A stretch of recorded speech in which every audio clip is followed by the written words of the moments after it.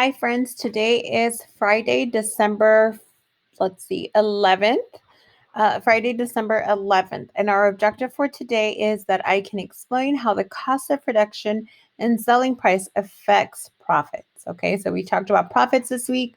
We've talked about production, and now we're going to talk about the cost of production and how it's going to affect. So let me go ahead and make this a little bit bigger. This is coming from your social studies book, page 260, 261.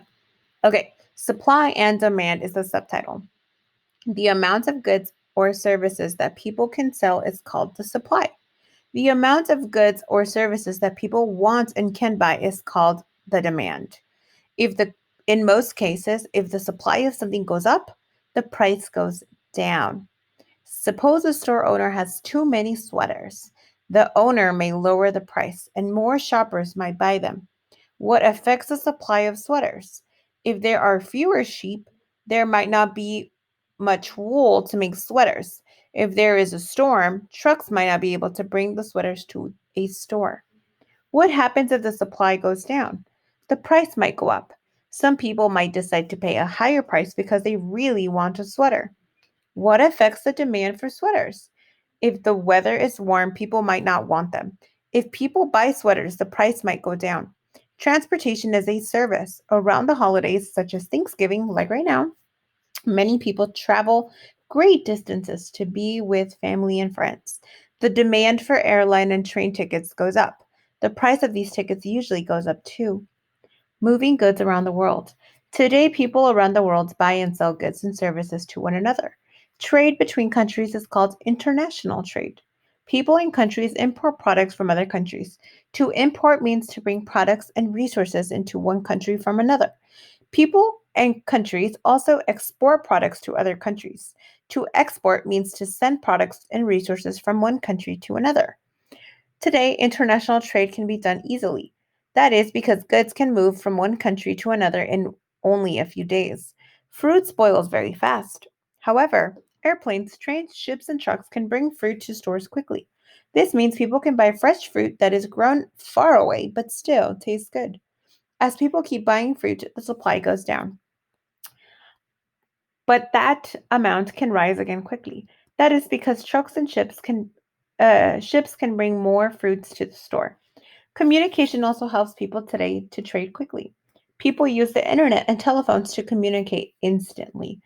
They order products online or by phone. In this way, transportation and communication together can help the supply of products to rise quickly.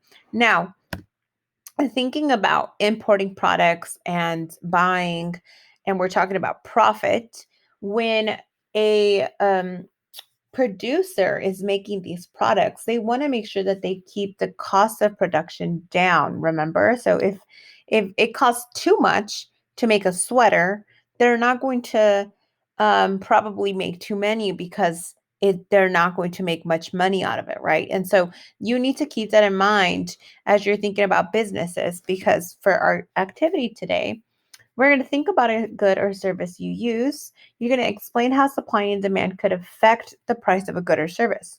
Use your own knowledge of good or service and what you learned about how supply and demand affects prices. So let's think about this.